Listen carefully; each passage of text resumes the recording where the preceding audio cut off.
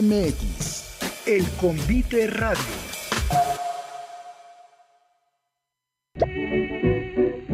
En un rincón del aire, donde las palabras se derriten como merengue al sol, llega ella, Didi Gutiérrez, la defensora de los postres, guardiana del azúcar y las letras. Aquí, los poemas se leen con cucharita y los fanzines se deshojan como capas de un rebelde pastel mil hojas. Pasen, escuchen y saboreen, que aquí comienza el festín de palabras dulces.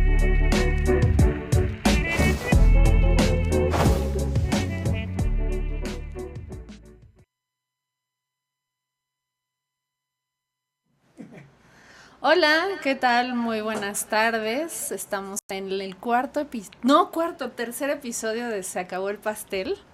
Yo siento que ya llevamos así como 10 años en este programa de toda la intensidad que ha tenido. Pero bueno, hoy tengo el placer y el enorme, placer y diversión de estar con una de las escritoras más interesantes en la actualidad y a quien yo admiro también muchísimo, que es Elisa de Gortari. Hola, muchas gracias por invitarme. ¿Cómo estás, Elisa? Increíblemente feliz de estar aquí. Qué bueno. A mí yo estoy muy, muy, muy contenta porque no sé qué. Cuando tuve yo la oportunidad de leer tu libro por primera vez y por segunda y por todas las veces que lo he releído, tampoco crees que tanto, ya se va a creer mucho, Elisa. Dos. Pero bueno, las dos veces que he leído de confirmar que tu libro tiene uno de los inicios más increíbles y de esos inicios que una no va a olvidar, ¿no? Yo tengo mis inicios favoritos y desde que salió esta novela el año pasado, ¿verdad? Salió sí, en octubre del 2024 y poco tiempo después que tuve la oportunidad de leerlo para presentarte y bueno, no, desde antes ya la había conseguido y después para presentarte, pues formar parte de esa lista de libros que se van a volver como mis imprescindibles del inicio primero, o sea, de un inicio espectacular que les estoy antojando porque lo vamos a leer, ahorita lo vamos, si nos haces el favor de leer claro el inicio, sí. Por favor, de tu novela, aquí está, que es todo lo que amamos y dejamos atrás. Mira, Elisa, que así empecemos, abramos boca de este programa con estas líneas espectaculares que escribió Elisa de Gortari. ¿Aún recuerdas cuando las noches eran oscuras? Las noches anteriores a que un azar cósmico plantara una cicatriz luminosa en el cielo. Los anillos, pedazos de roca y metal que reflejan la luz del sol, polvo que orbitará la Tierra por eones antes de precipitarse hacia la atmósfera en meteoritos. La noche ya nunca se cierra por completo. La tarde se detiene en el último suspiro y se queda así hasta el amanecer. Escuchas tu nombre, Grijalba, por encima del ruido del tren y respondes con un simple dime, sin quitar la vista de la ventana. Muy bien. Muchísimas gracias, Elisa. ¿Tienes tú, por ejemplo, ahorita hablando de los inicios así favoritos que con el que empezamos, ¿tú tienes algún inicio que recuerdes así como el que seguramente muchos de nuestros espectadores y espectadoras ahora tendrán con tu libro? Ojalá. Espero, que es una imagen increíble, brillante, bueno, pues eso, tal cual brillante en términos literales, porque es esa imagen de un cielo que ya no se oscurece nunca más, porque a mí me parece absolutamente aterrador, pero también hermoso, o sea, pensar que algo, por ejemplo, no sé, a mí yo cuando veo las noches, hay algunas noches que no se cierran del todo, o sea, que no están oscuras, negras, así, completamente, sino que quedan como incluso iluminadas, y entonces desde que leí tu libro digo, claro, es esto a lo que un poco se parece a lo que Elisa nos recreó a través de las palabras, ¿no? En este inicio espectacular, y que además a lo largo de toda tu novela pues va a tener pues ese escenario, ¿no? Ese escenario donde ocurre todo lo que está ocurriendo, que es un fin del mundo. Pero ¿tú tienes algún inicio favorito que no sea el de tu novela? Porque seguramente también ese es uno de tus favoritos. Bueno, varios. A ver, si mal no me acuerdo, las batallas en el desierto empieza diciendo me acuerdo, no me acuerdo, ¿no? Sí, Y esa claro. duda a mí me encanta, me parece muy conmovedora por la resonancia que después va teniendo esta lucha con los recuerdos a lo largo de la novela. Claro. Me encanta mucho el inicio del arcoíris de gravedad de Thomas Pynchon, que dice un grito atravesó el cielo, ¿no? En referencia a un misil. Uh-huh, claro. Y como que me sigue como perturbando mucho ese. Mira que, perdón que te interrumpa, Elisa, pero ahorita que dijiste el arcoíris de gravedad, es hermoso que empecemos con ese, porque al final te voy a dar una sorpresa con ese. ¡Ah! Así que vete preparando. preparando. Me voy preparando. Y el inicio de Neuromancer también, de William Gibson, también me parece como muy espectacular, que dice el cielo brillaba como una pantalla muerta, ¿no? Entonces Claro. te imaginas estas teles de las viejitas, Ajá, cuando ajá. se quedaban sin señal, y dices, claro, así brilla el cielo encapotado de una ciudad como esa. Ajá, Me hacía totalmente sentido. Entonces sí, Claro. no, tengo una amplia lista de inicios que me gustan, sin duda. Sí, fíjate que yo estaba pensando y cómo al final también resuenan un poco a lo mejor en lo que nos interesa escribir y demás, porque claro, tus referencias, bueno, me sorprendió un poco las batallas en el desierto, ¿no? Porque es como no me sorprende para nada Pynchon ni Neuromancer, o sea, como que sí que pienso, claro, pues es que Lisa, esas son sus lecturas, esa es la forma en que escribe. Pero pienso, por ejemplo, en uno de mis inicios favoritos, como a mí el Gran Gatsby tiene todo para mí, o sea, es como conjunta, bueno, no el Gran Gatsby, pero en general lo que escribe Fitzgerald me parece que es algo que define mucho de mis intereses como escritora también, ¿no? Pensar en Suave es la noche, ¿no? Que es uno de sus novelas, es donde aparece por primera vez, por ejemplo, la palabra t-shirt escrita, ¿no? O sea, como hablando de esta pues modernidad de la moda y demás, me encanta que esté ahí, y el inicio de Glenn Gatsby, que tiene que ver con eso que recuerda a Nick Carraway, que es el consejo que le dio su papá, ¿no? Y que también va a marcar o permear toda la novela de, oye, pues no, siempre que tengas o quieras caer en la tentación de criticar a alguien o de hablar mal o de, ¿no? O sea, toma en cuenta que no tuvo las mismas oportunidades. No tuvimos las mismas oportunidades que tú, ¿no? No tuvo tus mismos privilegios y no sabes tampoco qué habita en su corazón, ¿no? Entonces es como,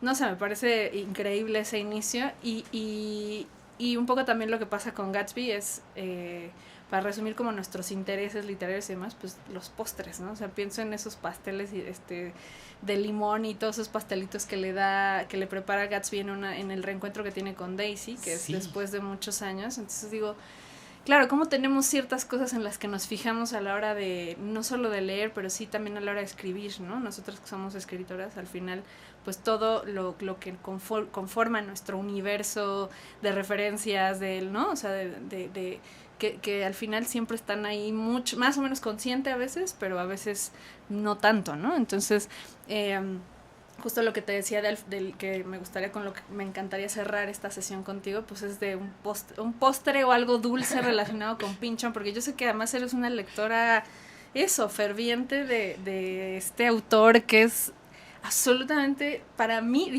Elisa, es algo que me supera, ¿no? O sea, la verdad es que yo a Pynchon ¿todavía vive? Sí, ¿no? Todavía vive. Todavía vive, está como... El 8 de mayo cumplió años. Ah, cumplió años. Sí. ¿Cuántos años cumplió? Asumo que 85, creo, 86. Ajá. Porque él nació en el 39, 86. 86. Y va a sacar nueva novela este año, así que el hombre sigue vivo. Eso de no aparecer en público ha sido bueno para él, sí, al parecer. Y también yo creo que influye que haya vivido en la Ciudad de México. Seguramente eso. Ah, no sabía que había vivido en la Ciudad de México. Cuéntame eso. Somos una comunidad muy fervorosa, los fans de Pynchon. Sí, me imagino. Además, súper... Y pues la verdad es que nos seguimos en todos lados y nos leemos en Reddit y además estaba muy famoso podcast de Pynchon in Public. Ajá. Pero por eso no sabemos todas las leyendas. Pynchon digamos que última aparición pública Ajá. fue cuando vivía aquí en la Ciudad de México. Él era un beatnik. O sea, él O sea, él estuvo con Kerouac y todos estos. era de los chavitos que admiraban a Kerouac. Porque más bien, pues para cuando... O sea, él debería tener como 20 años cuando estaba en su apogeo el movimiento beat. Y a partir de eso, cuando él termina la universidad en Cornell, se viene aquí en plan hippie, en plan proto hippie, y vivió en la colonia Roma.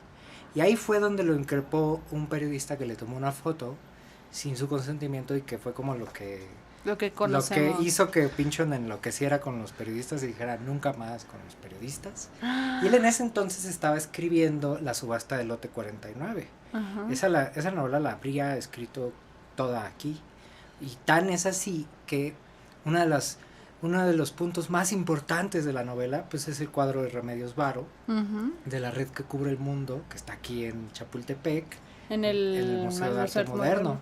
Entonces, bueno, no sé, como que siempre me quedo pensando así como, wow, ¿lo habrá visto aquí ese cuadro? O sea, como, no sé, esa imagen me emociona mucho. Él además aprendió muy bien español, no era cualquier expat, y él lee en español. En algún momento reseñó a Gabriel García Márquez en el New York Times, cuando sacó El amor en los tiempos del cólera, y él pues jactándose con, él sí, lo leyó en español, por supuesto, ¿no? Claro. Entonces, él sí tiene una muy buena relación con México, secreta, como todo en su vida, pero yo creo que también por eso a mí me gusta tanto lo que él escribe, y que además siempre hay comida en sus libros. Exacto, hay desayunos muy mexicanos en sus libros. Además. Es justo lo que te iba a comentar, o sea que sí... a ver, vamos, la relación de la comida y la literatura, no sé qué opines tú, pero yo sí creo que ver a personajes comer, tener sexo, bueno, tal vez que eso es más común, pero dormir, por ejemplo, ¿no? O sea, como que hay gestos muy humanos que en la literatura no son muy... O sea, vamos, pareciera que los personajes en general en literatura, salvo, claro, las excepciones muy claras y evidentes, el festín de Babette, ¿no? O sea, que están comiendo todo el tiempo, en fin. O sea, como esas cosas, en general, la comida no es algo que forme parte real o protagónica en la literatura, y a mí me llama mucho la atención precisamente por eso tu libro, porque dije, claro, o sea, en este caso la mención de la gastronomía veracruzana es algo que está muy presente, o sea, está ahí las picaditas, ¿no? O sea, están ahí el mole jiqueño, ¿no? O sea, todos estos... todos estos platillos y alimentos que además son súper locales y que me parecieron un guiño espectacular o sea, en términos atmosféricos en tu novela, pero no solo eso, sino que también tienen valores, importancias dramáticas, en fin, ¿no? Sí. Ahora que yo, pues no, yo la verdad confieso no había tenido pues sí, el honor de leerte antes eso en específico, y ahora en esta novela dije, vaya, o sea, y enterarme de que eres súper fan de Pynchon, dije, claro, porque en Pynchon sí hay mucha comida, hay muchísima comida, y hay incluso comida mexicana. Bueno, en Contraluz hay unos fragmentos que pasan en México y se me graba muchísimo ese desayuno mexicanísimo. Están desayunando en Guanajuato y desayunan un plato de papaya, café con leche, huevos, frijoles, y había otro platillo más, pero dices que este es el platillo más mexicano. Es el desayuno mexicano. Porque además, pues los gringos realmente no desayunan. O sea, y fuera de México, en general, la gente no desayuna. Es una terrible sorpresa que te llevas cuando sales del país. Es horrible. O sea, y dices, pero aquí no comen. Un panecito así, sí, le ponen ¿no? O sea, y ya, y café. Y tú dices, y oye, ¿cómo logran? Exacto, ¿cómo logras empezar tu día con eso, no? O sea, ¿cómo voy a ir a caminar por toda, no? Ajá, sí. Así es, no. También creo que la comida en la literatura no siempre tiene el papel que merecería, porque la comida no siempre ha sido sabrosa. La verdad es que la comida no siempre ha sido sabrosa en general. Y realmente ese es un fenómeno muy reciente que no debe tener más de 200 años. Probablemente en México la comida sí era muy sabrosa antes, pero incluso así es más sabrosa ahora, porque hemos ido seleccionando nuestros alimentos durante miles de años Claro. En el caso del maíz, pues, al menos 9.000 años, y el maíz además que no existe en la naturaleza. Tú no puedes decir, ay, así se ve un maíz salvaje. Eso no existe. Existe el teocintle, pero es más un zacate desmesurado que un protomaíz. O sea, si mañana desapareciéramos, el maíz en 2 o 3 temporadas dejaría de existir, porque depende de nosotros, es un invento nuestro, ¿no? Siempre me ha llamado la atención que tendemos a decirlo al revés. Me recuerda mucho un poema de Wenim Yevtushenko que dice, las personas primero inventaron las fronteras y luego las fronteras inventaron a las personas. Y digo, bueno, con la comida yo creo que es lo mismo, Un poco, porque claro. nosotros inventamos el maíz, pero cuando trasladamos eso al mito, lo trasladamos al revés y decimos que el maíz nos inventó a nosotros. Al menos así viene en el Popol Vuh, ¿no? Así o sea, es. que nos hicieron, bueno, y que hicieron a los humanos con maíz. Entonces hemos invertido eso y nos hemos olvidado que es nuestra obra, pero la comida no siempre fue tan rica. Cuando lees recetas viejas, o cuando ves recreaciones de recetas viejas, muchas realmente no son tan sápidas como lo es ahora. Entonces ahora la comida para nosotros tiene un valor muy monumental que no tenía antes, porque Claro. antes muchas veces pues se limitaba al mero acto, que no es poca cosa, de sobrevivir. Claro. Entonces la carrera de sobrevivir era muy importante, pero aún así a veces se podía hablar bien de comida. Digo, hay comida en el Quijote, comen mucho y muy bien en el Quijote. En la primera página hay una mención, de hecho, uno de los grandes inicios, ¿no? Sí, hablando de los literatura, grandes inicios. y menciona que el Don Quijote come los domingos duelos y quebrantos, ¿no? Que son huevos con tocino. Mira, es Sí. eso. Es eso. Es eso. La menciona toda como su dieta y al final, y domingos, huevos y quebrantos, duelos y quebrantos, y son Duelos y quebrantos. duelos y quebrantos. Duelos y quebrantos. Son los huevos con tocino. tocino. Sí. Y además ellos usan mucho el verbo llantar, que ya desapareció del español, y ellos decían eso para comida, para comer. Vamos a llantar. Y entonces ok. eso era para ellos comer, o sea, ha cambiado mucho eso en los últimos siglos. Sí. Realmente yo creo que la comida se puso interesante hasta el siglo XIX, al menos para los europeos. Probablemente aquí desde mucho antes, pero era distinta. Claro. Entonces eso también ha influido mucho en que tal vez no aparezca con la insistencia que a ti y a mí nos gustaría. Digo, hay comida en el Satiricón, pero ahí más bien hay borracheras y orgías, ¿no? Claro. Pero hay comida. Hay comida en las cartas de Plinio el Joven, pero en buena medida con las cartas de Plinio el Joven como que te das cuenta de que todo lo que creemos que es nuestro realmente lo inventaron los romanos, porque también ahí viene la primera historia de fantasmas modernos, es decir, que no es parte de una creencia religiosa, sino que es más bien como de, ¿te gustan los fantasmas? Pues fíjate que tengo esta historia, ¿no? Pero también vienen menciones de comida, ¿no?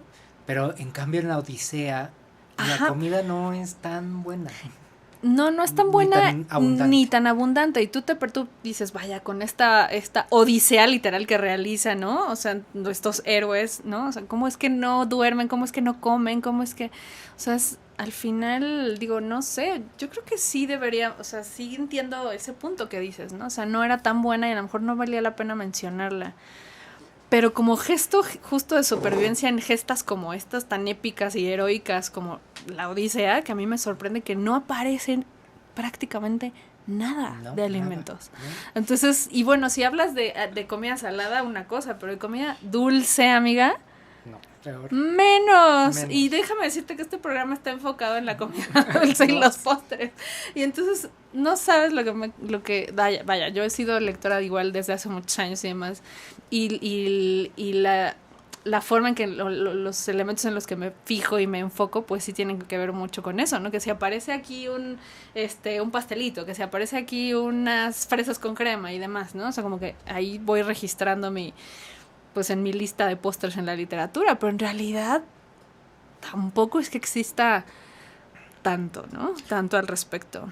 Bueno, hay que mencionar que eso sí, algo que nos dio el siglo XX es muchos personajes que cocinan. y que todos son sumamente tristes. Además, por supuesto... Pareciera que no te hace feliz cocinar. Sí, no, el ejemplo para mí por antonomasia, pues es el pastelero que aparece en A Little Small Thing de Raymond Carver. Y bueno, que es atroz, ¿no? Lo que ocurre en ese cuento, pero... ¿Estás hablando del cuento que hablamos y que narré el episodio pasado? El cuento del... Ay, no sabía que lo narraron en el episodio pasado, pero hay un pastel. Hay un pastel y es un pastel. Van a ir por el pastel, sí, bueno, que también es otra versión, es el baño, ¿no? Ajá. La versión corta es el baño, pero la versión larga es algo pequeño y bueno, creo que le pusieron en español, no sé cómo viene, pero viene en catedral, la versión larga.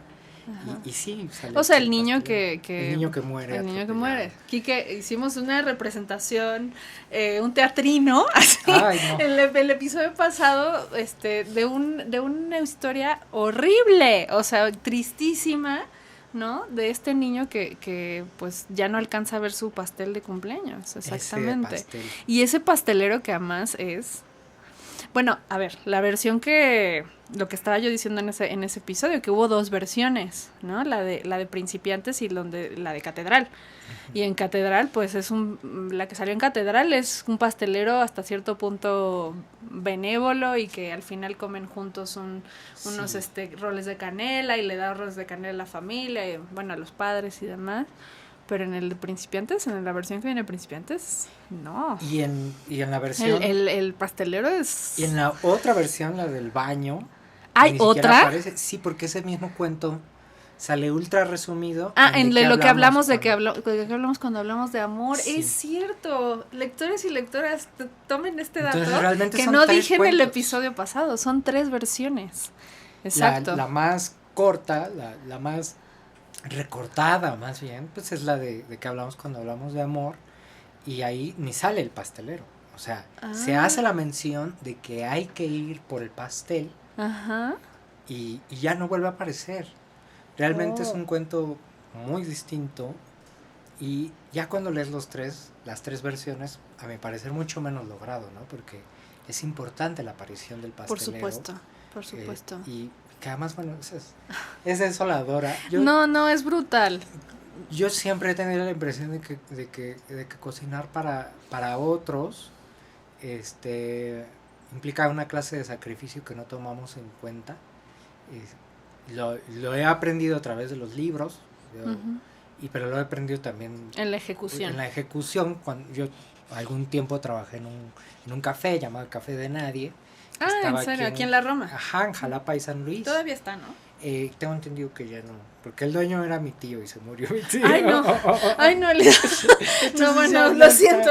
Pero no le haces, Ay, no, hace disculpa. muchos años, entonces, o sea, pues ya mi tío murió hace yo creo que 10 años. Mi tío Ilja, él era un gran cocinero, su hermano Yuri también, su hermano a eso se dedicó muy profesionalmente. Yuri de Gortari, sí, por supuesto, es uno de los... Con sus recetas prehispánicas y todo esto. Él ya era más mundano, sus recetas eran más normales, pero bueno, yo ahí aprendí a cocinar realmente, yo con él aprendí. O sea, tus padres no te enseñaron, no por ahí viene la... Sí, pero no era lo mismo, porque yo con mis padres aprendí a sobrevivir. Entonces sí, aprendí a hacer la sopa, pero era porque había que hacer la sopa. Ajá. Pero no había aprendido los huevos, no había aprendido a hacer la sopa para disfrutarla. Claro. Esa tal vez era una diferencia sutil que a mí se me había escapado por completo. Y cuando trabajé en ese café, sí aprendí, ahí verdaderamente aprendí a entender la comida, a disfrutarla, a disfrutar hacerla, de otro modo en el que difícilmente tal vez lo hubiera hecho. Oye, y ahora que mencionas esto de la comida para sobrevivir, la comida para disfrutarla, el trabajo para sobrevivir y el trabajo para disfrutarlo, ¿no? Que nosotros que nos dedicamos a esto de la escribidera y tenemos que dedicarnos a otras cosas, ¿no? Pienso un poco, por ejemplo, en estas comidas, en estos platillos que tiene tu novela, precisamente. la historia de todo lo que amamos y dejamos atrás, para ponerle en contexto a quienes nos están escuchando o viendo en esta ocasión, pues es una especie de distopía, un escenario postapocalíptico. Ha ocurrido, ya han pasado algunos años, unos 20 años, de que sucedió algo en Veracruz. O sea, Elisa nos regala en este libro la posibilidad de pensar en un fin del mundo que ocurre en Veracruz, ¿no? Porque ella es de ahí, del puerto. Y han pasado ya varias cosas. Entre ellas, pues ya ha pasado ese nivel de la supervivencia, porque vaya, han pasado ya varios años, y uno piensa, claro, hubo una gran explosión que en la novela se menciona o se identifica como el choque, que fue un meteorito que se estrelló finalmente, como pues casi cada cierto tiempo ocurre que nos aparecen en las noticias de ahí viene un meteorito, ¿no? Y entonces va a pasar quién sabe cuántos kilómetros cerca y se nos paran los pelos del miedo y demás. Bueno, aquí sí sucede y sí se estrella y entonces lo que ha pasado es que en una localidad veracruzana llamada Tamarindo, o sea, para seguir hablando de los sabores, de la comida, de los alimentos, resulta que está ocurriendo una especie como de, pues no sé, llamarla como una plaga, histeria, en fin, una condición en la que los niños de esa localidad pues aparentemente se están volviendo locos, porque en realidad, aunque no es precisamente una locura, pero sí que hablan como adultos, se comportan como adultos, y entonces pareciera que es una especie de memoria corporeizada en ellos, ¿no? Una memoria, un recuerdo, una historia que está como materializándose en estos cuerpos, ¿no? de los infantes. Y una reportera que se llama Grijalva, también para hacer alusión a otro alimento que es la naranja. Sí, así es. Por eso es que a mí me encanta esta novela, y por eso me encantó empezar con Elisa el día de hoy, las entrevistas en este programa que apenas lleva tan poquito, porque es una de las pocas novelas en donde hay tanto de la gastronomía, de los alimentos y de los sabores. Y entonces, regresando un poco a esto de la supervivencia y bla, de que tus familiares te enseñaron y tus parientes a sobrevivir y a otros a gozar, ¿no? La comida. Pienso que justo los alimentos que aparecen en esta novela, no sé, tú me dirás, pero sí tienen mucho como sí de memoria, sí de recuerdo, o sea, lo que vamos ahí, ¿no? Pero también de practicidad, o sea, yo hice o sea, pensar que si tú estás en el fin del mundo, ¿qué es lo que vas a comer? ¿Sabes? O sea, como, ¿qué vamos a comer? ¿Qué es lo que está disponible para nosotros?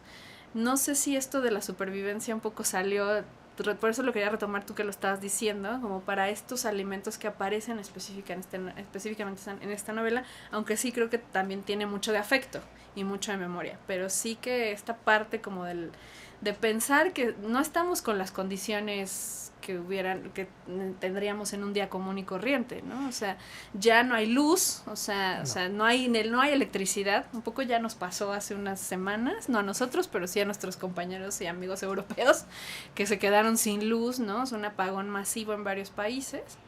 O sea, es algo que puede suceder. Quiero decir, ya no es como que, ¿sabes? O sea, ya no es como que esto no nos va a pasar. Puede suceder. ¿Qué pasa con estos alimentos? ¿Qué pasa con esta crisis? O sea, cuando hay crisis, cuando es otro mundo, cuando es el futuro, que aparentemente uno piensa en el futuro y diría, claro, yo pienso en la comida molecular, que son espumitas y que son nada más así como, ¿sabes? Como alimentos que nada más son así una porción de que con eso minúscula y microscópica, y piensas que eso es como el futuro, ¿no? Pero estamos siendo demasiado demasiado positivos, y la comida del futuro me suena más a esto que vemos en esta novela.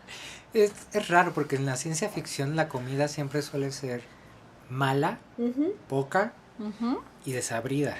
O sea, siempre. O sea, en Matrix se sirven este caldo de avena que no saben ni quieren explicar qué es. Está bien que no lo hagan.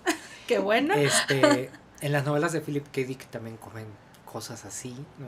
Ajá. Y yo siempre decía como, pero es que no veo como un mundo cada vez más tecnológico, la comida sería más mala. De hecho ha sido al revés. la comida cada vez es más sabrosa, pero sí quería reflejar un poco las dos cosas, la comida de supervivencia, ya en el mundo terminado, y un poco la comida que sí se disfruta en otros momentos de la novela.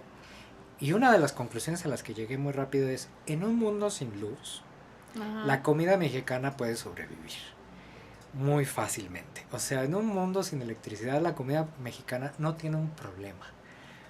No todos pueden decir lo mismo. O sea, hacer pasta, por ejemplo, Ajá. es una friega. O sea, hacer pasta desde cero es difícil, es laborioso, es molesto. Es algo que... Hacer pasta. Pasta, Ajá, ¿no? ajá. Pues ya, los italianos Ya. no sobrevivirían mucho Ellos tiempo. ya, adiós. En un fin del mundo se acabó. Pero nosotros, en cambio, o sea, hacer el nixtamal Ujú. es muy laborioso. O sea, no quiero demeritarlo, al contrario. Hacer tortillas específicamente fue una esclavitud para las mujeres por 2000 años. Hacia 1839 se calculaba que había como 1 millón de tortilleras en México. Wow. Ese fue un cálculo que hizo el que entonces era regente Ajá. del Distrito Federal. Es muy laborioso y es muy exigente, porque además no lo puedes industrializar como el pan. Los romanos sí tenían panaderías como en forma y podían repartir, o sea, las mujeres podían liberarse de esa carga específica y dedicarse a otras cosas. En México no. Sin embargo, la tecnología que involucra la gran parte de nuestra comida, no necesitamos electricidad realmente. Ah, mira. Entonces, sí, ¿Podríamos sobrevivir? Podríamos sobrevivir. O sea, si nos ocurre un apagón como el de España hace unas yo semanas... creo que no, por ejemplo, no comeríamos tortillas tan frecuentemente. Comeríamos más frecuente tamales, porque el tamal es anterior a la tortilla. Sí, no necesita ese... Exacto, El ese paso siguiente. extra. Ay, perdón, Elisa. Nos llaman. ¡Nos llaman! ¡Hay una llamada en cabina! Sí, bueno. Diga. Ah, sí, claro, sí. Es una pregunta para ti, Elisa. Muy bien. Perdón por interrumpir, pero me preguntan que cuál sería la comida que te llevarías al fin del mundo. Bueno, la comida que yo quisiera tener a la mano en el fin del mundo sería el arroz a la tumbada. El arroz a la tumbada. Sí, amo el arroz a la tumbada. ¿Cómo es el arroz a la tumbada? El arroz a Elisa? la tumbada. Ya le colgué a este así como ni Sí, siquiera ahí le lo agradecí, mandaste a la así goma. lo mandé.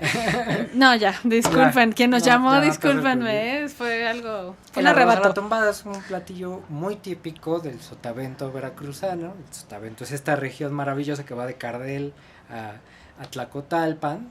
Y específicamente en Alvarado nació esta manera de hacer el arroz, un poco caldoso, con muchos mariscos, Ajá. y con verduras. A mí me parece el platillo cumbre de la cocina veracruzana.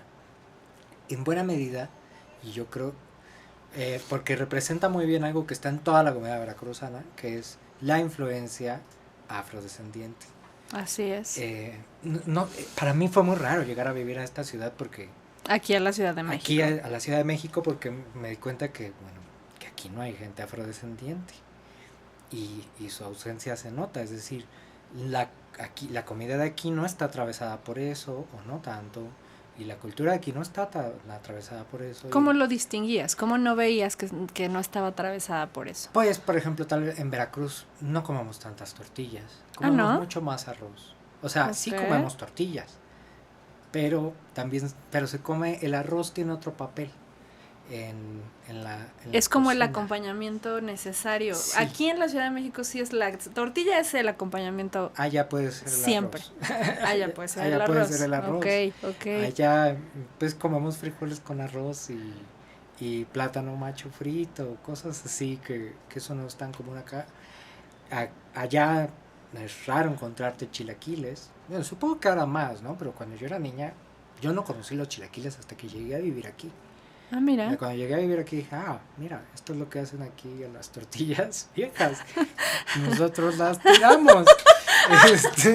Nosotros simplemente las Sí, desechamos, ¿no? O Huitlacoche, que también allá... En Veracruz, Huitlacoche es sinónimo de cosecha perdida. Ah, ok. Allá no No nadie se usa, no se lo come. comen. Entonces, hay notables diferencias. Ajá. Y para mí las más importantes siempre estuvieron expresadas en la comida. Y es muy notorio en el arroz a la tumbada como como es un mundo aparte de la Ciudad de México y del altiplano en general. Oye, ¿y es rojo, es blanco, rojo. es verde? Porque hay amarillo. Es rojo. Es rojo. Es rojo. Idealmente debe ser todo rojo. O sea, Claro, todo como se debe muy ver veracruzano, rojo. porque Sí. todo lo a la veracruzana Debe remite ser como rojo, ¿no? Es rojo, tiene que ser rojo, ¿no? Aspira a ser rojo. Pero justo como las picadas, que las más clásicas, pues son las rojas, ¿no? Ajá, ajá. Incluso el cóctel de camarón, pues en realidad tiene que ser rojo, ¿no? Ahora, nosotros una gran diferencia que hacemos allá es que no le ponemos jugo de naranja, eso es algo que ustedes hacen aquí, ¿no? Allá le ponemos refresco sabor de naranja, que es... Ah, ok. Sí, ese es el O sea, con distintivo. gas. Sí, pero lo importante es más bien pues el sabor, o sea, no es lo mismo echarle mirinda que echarle jugo de naranja. No es cierto. Entonces, donde vayas en Veracruz, Oye, el cóctel pero- va a llevar refresco de naranja. Pero yo lo No. pensaría que más justo por el gas. No. O sea, porque la diferencia entre el jugo y el refresco, pues un poco es el gas en No, general. ese sabor Es el sabor artificial, industrializado. industrializado. No es cierto, Elisa. No, totalmente. Pero eso es reciente, quiero No, decir. No, pues- no es como que... Pues es que es cierto que la comida evoluciona Ajá. y eso habrá evolucionado, digamos que tendrá 50 años, pero sí, es lo que es eso. Nunca he probado un cóctel de camarón con refresco de naranja. Tal vez no, tal vez sí y no lo sabes. Cuando ha ido a Veracruz, probablemente, Probablemente. ¿no? O sea, porque sí que aquí en la Ciudad de México no lo habría pensado. Pero digamos que un poco como, como retomando todas estas cosas, yo en la novela sí quería reflejar que hay comida como sí de supervivencia, pero que es muy valiosa para nosotros, ¿no? Como los chapulines, como el queso más sencillo. Como el queso Totalmente es lo cotija. que notaba, porque por eso te decía, me gusta que lo estés diciendo, la supervivencia, y luego gocé con mis familiares, ¿no? Porque dije, claro, es que ahí está en esta novela, en comparación de las novelas en general de ciencia ficción, ¿no? Sí. Que además déjenme hacer un pequeño paréntesis aquí, porque esta novela ganó la mejor novela de ciencia ficción Sí. mexicana el año pasado también. Entonces no sé qué están esperando para ahorita que terminemos en unos minutos ir y comprar su novela y seguir a Elisa en todas sus redes y pedirle que les firme y demás. Pero bueno, cerrando el paréntesis nuevamente. Exacto, o sea, en comparación de las novelas en general, o sea, tú agarraste los rasgos de la novela de ciencia ficción que tiene ciertos elementos que tiene que cumplir, digamos, el género, y de alguna manera le diste tu propio revolcada, vamos a decir. Yo tenía un profesor que me decía que era cyberpunk ranchero. Tropical. Cyberpunk tropical ranchero. Yo estoy de le acuerdo. pondría. A ver, no, él lo dijo como un insulto, pero a No, mí yo no me lo digo gustó. como un No, yo insulto, sé que Elisa. no. A mí No. me gustó mucho cuando él lo dijo. No, en otro momento dijo que era como Alejo Carpentier cyberpunk. Y yo dije, sí, me encanta, pero a él no. Él estaba muy enojado con mi novela. Digo, fue un gran profesor él, Eloy Ross, pero es cierto que no le fascinaba, ¿no? El proyecto, y que muchas veces sus insultos eran grandes elogios, ¿no? Y como, claro, Alejo Carpentier, pero además Alejo Carpentier era un autor muy importante para mí, porque es de esos autores que yo leo y digo, claro, esto sí habla del lugar de donde yo vengo. Claro.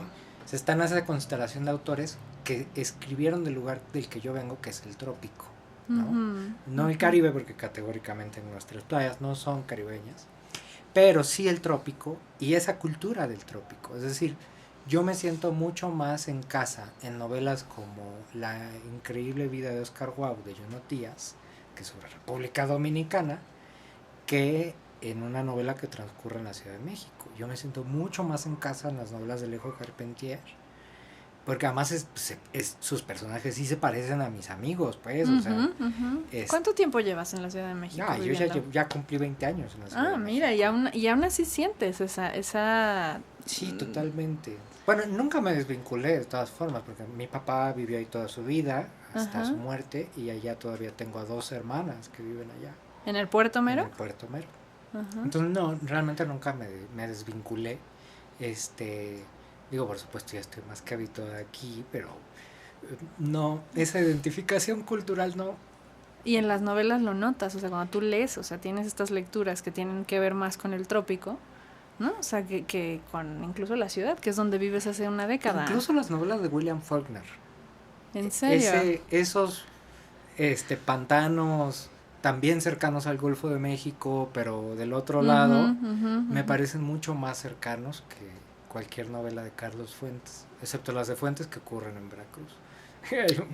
¿Cuál ocurre en Veracruz? Fíjate, Bueno, no recuerdo ahorita. en cambio de piel van a Veracruz. ¿A Es poco? su road novel en la que van a Veracruz. Ah, Entonces, mira, no tenía como es- así a la mano algún escenario veracruzano de Carlos Fuentes. No, pero realmente es más fácil acordarse del centro histórico de Aura, Ajá, un poco, sí, pues el o esta centro. colonia que no sé si es la del Valle, la Portales, en la Muñeca Reina. Es la Portales, Es la creo. Portales, ¿no? Sí, Totalmente sí, es aquí. obvio, aquí. Sí, Así de no quería mencionarla, pero pero yo sí. sí. Qué Y bueno es que tú un sí gran la cuento, mencionaste. es probablemente el mejor cuento de Fuentes. Totalmente. Y tienes el aire de esta colonia. O sea, si la lees y dices, claro que es esta colonia. Yo esa misma sensación tengo cuando leo a Alejo Carpentier y digo, es que esto es Veracruz. O sea, Wow. para mí esto es Veracruz. Y por eso también tengo esa conexión tan especial con José Emilio Pacheco, que es probablemente o muy seguramente mi autor mexicano Preferido. favorito para siempre, por sobre todas las cosas.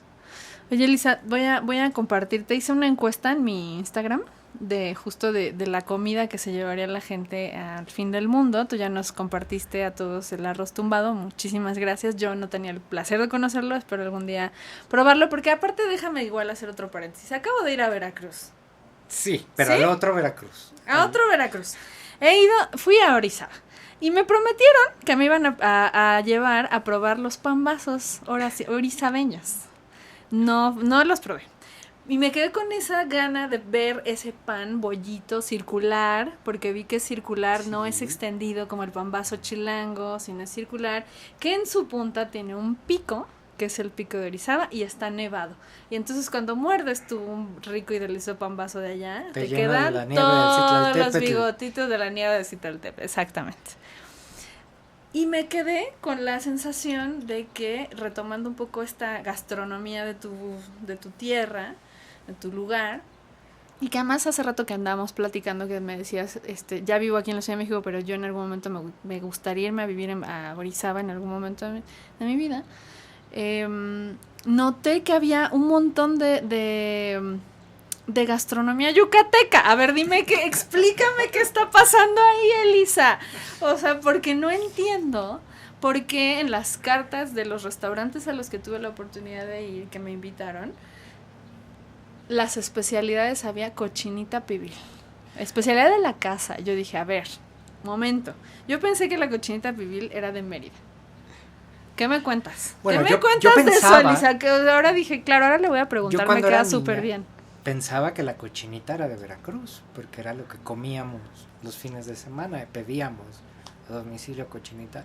todos ¿Pedían los a fines. domicilio? Sí, era muy popular en ese entonces, o sea, de las 3 cosas que podías pedir a domicilio en los 90, Ajá. era o la pizza o la cochinita. ¿En O sea, serio? entonces era la otra opción En Veracruz. en Veracruz. Ok. No sé cómo era aquí, pero allá podías pedir Aquí o era pizza. Pizza. Pues allá podías pedir cochinita. Estaba la opción de la Era- cochinita. y es muy popular la cochinita, y tan popular que yo, sinceramente, muchos años después, frente al pelotón de fusilamiento, pues ya mi papá me tuvo que aclarar como, oye, hija, no, Como los reyes. sí, me Sí, tuvo somos que decir, nosotros, ¿no? O sea. en realidad esta comida es de Yucatán. Como, pero ¿cómo? O sea, ¿Cómo?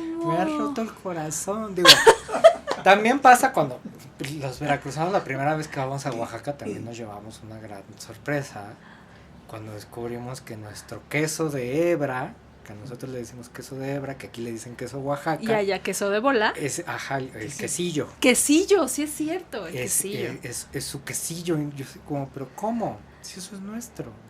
Se robaron el queso de hebra. Bueno, no, he tenido ya todas unas ciertas desilusiones al respecto. Sí, pero al mismo tiempo creo que lo que tenemos, sobre todo en Veracruz, o teníamos, era mucho ánimo de apropiarnos de las cosas de los demás. En eso y hacer su propio... Como los gringos que se apropian de todas las comidas. Ajá. Y hacen sus propias versiones así. Yo creo que es todavía lo que nos queda de espíritu cosmopolita. Pero entonces, a ver, ¿los pambazos de allá son de allá o son chilangos? Porque, a ver, ahora te estás metiendo conmigo. No, a ver. A ver, yo creo que los pambazos son de aquí. A ver, para mí, toda la vida, el pambazo fue, en efecto, ese pan chiquito, circular, enharinado. Ajá, en la punta. Relleno de... en el puerto no tienen esta punta, pero sí, en Orizaba en específico. Pero en Orizaba sí lo ajá, tienen. No, sí lo tienen. En el puerto, bueno, sin la punta, y rellenos de frijoles con chorizo. Aparte, frijoles, sí. Le echan mayonesa, me dijeron. Aquí le echamos crema. Ajá. Y pues sí, cuando llegué aquí y conocí los pambazos de aquí, que son como más bien pariente de la torta ahogada, pues la verdad es que sí, me llevé una sorpresa. Una sorpresita. Una sorpresa, digo, amo los pambazos de aquí, particularmente los de Santa María la Ribera. Yo fui muy feliz muchos años viviendo, pero ciertamente esos para mí no eran los pambazos. Ahora, ¿quién se inventó los pambazos más allá de los de Orizaba? Probablemente los polacos, porque ellos también tenían un platillo, tienen un platillo que es la carne polaca, atribuida a unos polacos. Ajá. Y recordamos que Orizaba realmente durante mucho tiempo fue la ciudad más importante del estado. Totalmente. O sea, Jalapa era administrativa y nadie quería vivir en el puerto. Pues porque estaba todo el porque no comercio. Había electricidad. Bueno, y los barcos y... Pero es que en el siglo XIX, principios del XX, llegaron a vivir 5,000 personas en todo el puerto, porque no es posible vivir con tanto calor. Más en ese entonces era mucho más frecuente la malaria, que aquí le dicen y sin paludismo, luz, como dices. Y sin luz, el vómito negro, o sea, gracias a eso Santana le pudo dar sus golpes a los gringos cuando invadieron, porque él dijo que lleguen por Veracruz y se mueran. Y se mueran, y los mate el vómito negro, y funcionó hasta cierto punto. Al final, los que llegaron aquí fueron los que vinieron por Monterrey, no los que vinieron por Veracruz. Sí, esos se murieron, no pudieron entrar ya más. Ya no lo lograron. Entonces, sí, ahí se detuvieron. Orizaba era realmente la ciudad importante, era industrial, las fábricas de cerveza, todas estas cosas, y tenían a mucha gente extranjera que aportó muchas cosas a la comida local. Y pues en Veracruz, en el puerto, en realidad pues, lo que había para aportar pues era enfermedades. Pues ya hasta que llegó el aire acondicionado y los refrigeradores, pues se hizo posible vivir. Parece broma, parece anécdota, pero es verdad. O sea, sin el aire acondicionado no sería posible vivir en Veracruz. Oye, genuinamente. Bueno, ahora ya está aquí en la Ciudad de México, Yo creo. Con este cambio climático, ¿qué te puedo decir? Yo creo que en cuanto a la Ciudad de México, eso de no tener aire acondicionado o calefacción antes es puro patriotismo. O sea, no hay si decía aguantamos, ¿o qué? Pues, sí, yo creo que los chilangos dicen vamos a aguantar esto y no hay que aguantar. No hay que sufrir, no hay que Pero bueno, antes era muy molesto el frío de esta ciudad. ¿Te acuerdas que hace 15 años, como alguna vez escribió Daniel Saldaña, abrías la puerta y se enfriaba la calle? Sí, se queda el frío adentro, en las casas. Y bueno, creo que eso ya no pasa. Bueno, creo que ya hemos perdido esa experiencia, tienes toda la razón, pero mis padres todavía hasta hace unos 5 años, creo que antes de pandemia, decían, ya vino el frío y se quedó adentro el frío. Exacto. Así. Ahora ya no está pasando eso y mis pobres padres también ya con su ventilador ahí. Déjame entonces te leo algunas de las comidas del fin del mundo. Milanesas con puré de papas, por ejemplo. Comida. ¿Qué opinas? Probablemente esa es mi comida favorita casera. Casera. A mí también, fíjate, las milanesas. Paella valenciana. muy elaborado, pero yo creo que también puede sobrevivir al fin del mundo esa comida. ¿Esa podría, ¿Tú crees que tiene posibilidades? Mientras tengas azafrán, todo lo demás es posible. Sí, porque los camarones, ¿no? O sea, como todo. Es que es su versión del arroz a la tumbada. Además, exacto, el claro, la paella paella valenciana, valenciana, tienes toda la razón. Helado de pastel de cumpleaños. Uf, me encantaría comer eso en el fin del mundo. Un pay de limón. Me encantaría. Ajá. Este fue muy hermoso. Dice, al fin del mundo me llevaría unos duraznos con crema de mi infancia y porque me recuerdan a mi mamá. O me llevaría un crème brûlée porque es el último postre que comí enamorada el año pasado. O una carlota simple preparada por mí. O arroz con leche que me recordaría indudablemente a Oaxaca. O me llevaría un helado de pistache porque creo que es mi favorito. Mira, de esos postres que yo digo me lo haces y lloro. Alguna vez una persona me hacía... picaba los gajos de la toronja y les ponía lechera, pero como deshacía los gajos con un tenedor hasta tener los gajos ya completamente destruidos, muy muy fino. Y después le echaba lechera. ¿Qué es eso? No sé el nombre, pero o sea, ese platillo me lo vuelves a hacer y yo lloro porque amaba que esa persona me hiciera eso. Era realmente una comida del fin del mundo. Para mí el postre tendría que ser ese. Toronja. Gajos de toronja. Sí, o sea, la sin toronja, la cáscara, porque ya sabemos que la cáscara es amarga. Sí, o sea, como muy suavemente le iba quitando los gajitos, las microcápsulas de la toronja, las iba deshaciendo en el plato, y ya que deshacía toda, le echaba lechera. ¡Qué rico! Y era el mejor postre del mundo, y yo extraño ese postre tanto, hace 15 años que no lo como, pero yo lo extraño. Claro, y sería del fin del mundo. Para mí sería el mejor postre en el fin del mundo. Chilaquiles verdes y una salsa de habanero. Pero esa comida también va a estar después del fin del mundo. Eso es lo único que yo pondría en contra. O sea, es muy buena, pero eso podrías hacerlo después del fin del mundo. O sea, ¿tú crees que entonces una comida del fin del mundo sería algo que no podrías ya tener, ¿no? O sea, algo que te vas a llevar y que ya no va a existir esos ingredientes ahora acá. Ya no va a existir. No va a existir, entonces tú lo guardas aunque se te eche a perder. Sí. O te lo echas así en un día y se acabó. O sea, como la última cena. Sí, porque, o sea, los chilaquiles son una magnífica comida, por supuesto, pero si sobreviven unas cuantas personas aquí, va a haber chilaquiles. O sea, yes. Es que me encantan los chilaquiles, Elisa. Esa no es la mía, alguien lo dijo, pero sí que dije, wow, sí, qué bueno saber que si se acaba el fin del mundo, podré seguir comiendo chilaquiles. No con salsa habanera, porque soy rechillona, y yo no como mucha salsa, pero esta habla de un origen, o sea, otra vez de Mérida. Claro. ¿No? O sea, es esta comida que te quieres llevar porque te recuerda a tu familia, ¿no? Te recuerda a la persona que te hizo esos gajos de toronja con lechera, o te recuerda a tu origen, de dónde vienes, ¿no? Tu salsa habanera, que es de las salsas más picosas que he probado en mi vida. Sí. ¿Estás de acuerdo? Sí, totalmente. Sí, esa y la macha. Pero la macha esa es mi salsa. ¿Es tu salsa? Pues la salsa que comemos en Veracruz porque nos echa a perder. Entonces es lo que podemos comer indiscriminadamente. Entonces la salsa macha es mi... Esa es otra del fin del... O sea, es algo que sí va a estar en el fin del mundo. Sí, totalmente. Mientras tengas aceite, cacahuates, ajo y chiles, puedes seguir comiendo salsa macha en el fin del mundo, por supuesto. Me encanta. Oye, Elisa, pues ya estamos a punto de cerrar nuestra emisión el día de hoy. ¿Por qué fue tan rápido? Tú eres ¿te encanta el chow mein? Sí, me encanta el chow mein, me encanta cocinar el chow mein. ¿Por qué? Porque aprendí a cocinar un poco de esas cosas cuando trabajaba en el Café de Nadie. Ajá. Pero lo perfeccioné en la pandemia. En la pandemia dije... O sea, tú no eras de las que hizo pan de masa madre. No, yo en la pandemia lo que dije, voy a aprender a hacer toda la comida asiática que me gusta.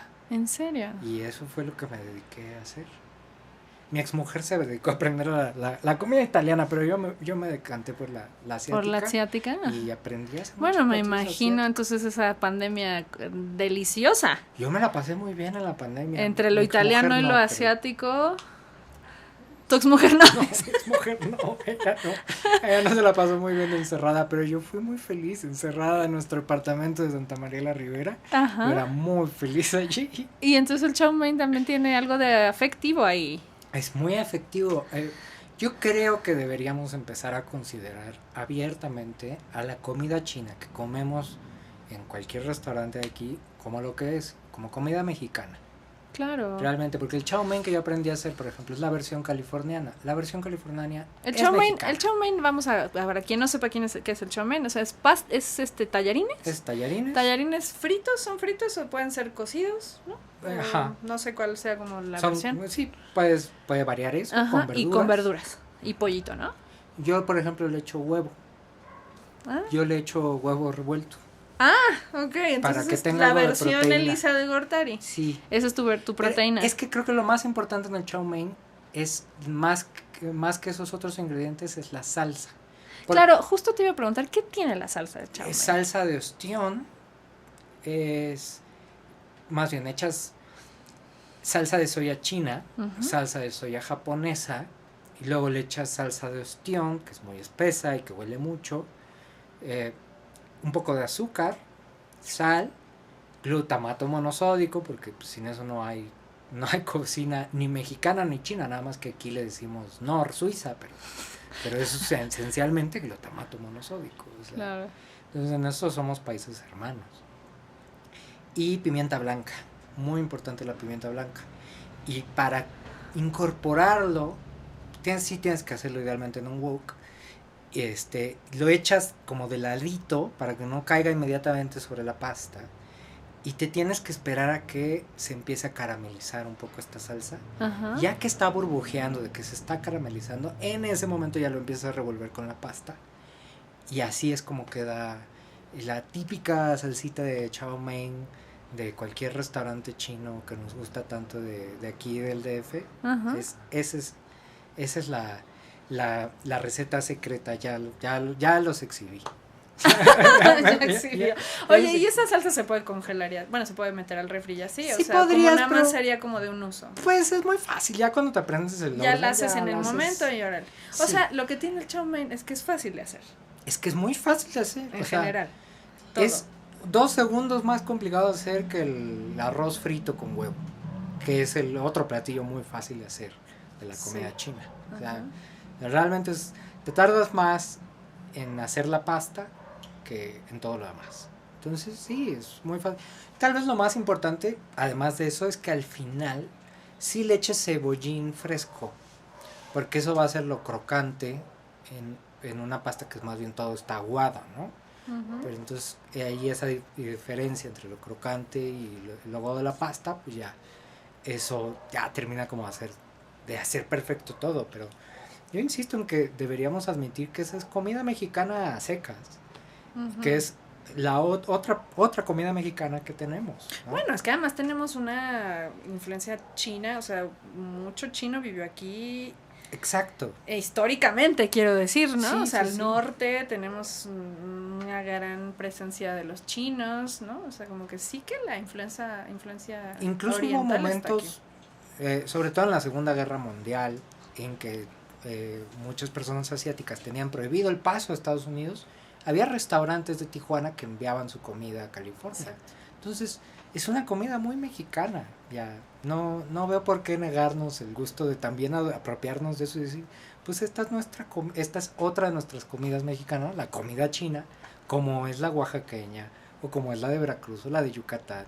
Acabas de decir las 3 comidas mexicanas que están en el top, yo creo que cualquier gastronomía de nuestro Extrañamente, país. y tengo que decir esto antes de que Yucatán, nos vayamos. Oaxaca, Extrañamente tengo que decirlo. Veracruz. Probablemente mi comida mexicana favorita, después de la veracruzana o de la chilanga, es la de Monterrey. Ah, caray. Sí, o sea, ¿Qué me estás diciendo? viví muchos años con una persona de Monterrey, mis parejas de Monterrey, y yo y Monterrey nos hicimos uno mismo. ¿Pero qué? ¿La carne? El chicharrón, El chicharrón, la ramos. el chicharrón de la Ramos, el chicharrón en salsa de chile morita sobre todo. Ajá. Me gustan mucho también allá me he dado cuenta que fuera de Monterrey no se conoce tanto, pero están las tostadas de la Siberia, que a mí Ajá. me parecen espectaculares. A las tostadas de la Siberia fui gracias a José Eugenio Sánchez, El pues, poeta. que es como el gran poeta, ¿no? Ujú. de allá, y él tuvo la gentileza de llevarme a la Siberia, que son unas tostadas con pollo, mucho aguacate y mucha crema. Nació como un platillo de comida muy obrera, porque además son muy baratas hasta la Ajá, fecha, ajá. y son espectaculares. Yo amo las tostadas de la Siberia, Oye, pero pues, con locura. Y me he gran- dado cuenta que luego la gente de aquí no ubica eso, no No los la llevan a ese ubica, lugar. no he ido a la Feria del Libro de Monterrey y no he ido a la Siberia. Solo ubico la Ramos, como acabo de decir, que es ya casi un lugar común al pensar en Monterrey. Discúlpenme por ese atrevimiento. Yo amo Pero, muchos. pero ya me voy con esta recomendación ahora a que vuelva a Monterrey, nos vamos a la comida regia. Oye, y hablando de Segunda Guerra Mundial y de todo esto, y del arcoíris de gravedad. El arcoíris de gravedad. ¿Qué quieres que te diga del arcoíris de Oye, gravedad? es Yo que puedo el hablar todo del arcoíris arcoíris de de gravedad. gravedad. Mira, yo no. O sea, yo no, tú sí, pero yo no, Elisa. Yo no podría incluso ni siquiera de pronto decir de así, tal cual, algo, o sea, decir la sinopsis del arcoíris de gravedad. Bueno, es Pero que lo que sí sé, lo que sí recuerdo muy bien del arcoíris de la gravedad, es ese desayuno de banana. sí, totalmente. Hay un desayuno de banana. Hay un desayuno de banana que recuerdo que hace uno de los generales, bueno, de los que están en la primerísima parte. ajá, en una primera parte y que es con waffles. Sí, total. Cuéntanos sobre eso. Yo eso era lo que quería que nos contaras ya para cerrar, porque es lo que recuerdo dulce, ¿sabes? O sea, ya hablamos de mucho salado hoy. Tienes toda la razón, hablamos de mucho salado. Y entonces yo quiero que hablemos de ese Es desayuno todo de un desayuno banana, de campeones. de pinche. Es un desayuno de Es un campeones. desayuno de campeones, retomando al señor Vonnegut, es un verdadero desayuno de campeones, pero en Pinchon la gente siempre tiene la oportunidad de comer bien y bastante. Exacto. Y tienen la oportunidad también de comer dulce. Ahí mismo en Hay muchas bananas, hay muchos plátanos en esa novela, ¿no? Sí. Como que tienen, incluso recuerdo que tenían sus plátanos. O sea, como también hay una platanares. aparición muy rara que son los dulces ingleses, que al Ajá. parecer son catastróficos, Claro, y claro, no me acordaba con de estos ese sabores dato. azarosos. Sí, Y también tienen una aparición que no está tan chida, que no está tan chida. Sí, Pero que sirve como contraste para ver la comida que sí está, que sí está que buena. sí está chida. Salen muchos bananas. Esos waffles con banana, pues sí son maravillosos. Es un desayuno de campeones. Yo perfectamente podrías haber un restaurante con las cosas que salen en los libros de Pinchon.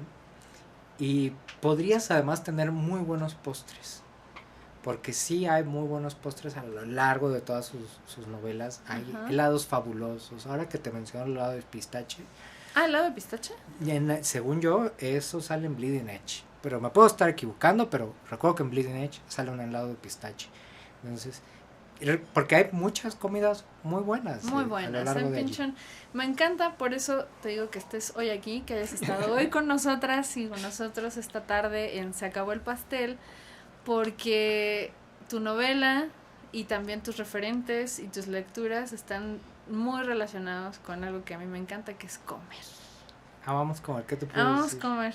¿Qué vamos a comer ahorita saliendo, Elisa? Yo creo que una sopa de chayotes. Muy bien, muchas gracias a todas y todos por escucharnos el día de hoy o vernos o donde sea que nos estén contactando. Te agradezco mucho, Elisa. Muchísimas gracias. Nos Muchísimas vemos. gracias. Se acabó el pastel.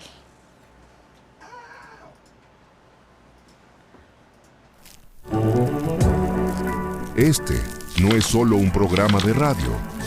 Es una pastelería literaria donde cada página tiene sabor y cada historia se sirve con crema y cerezas.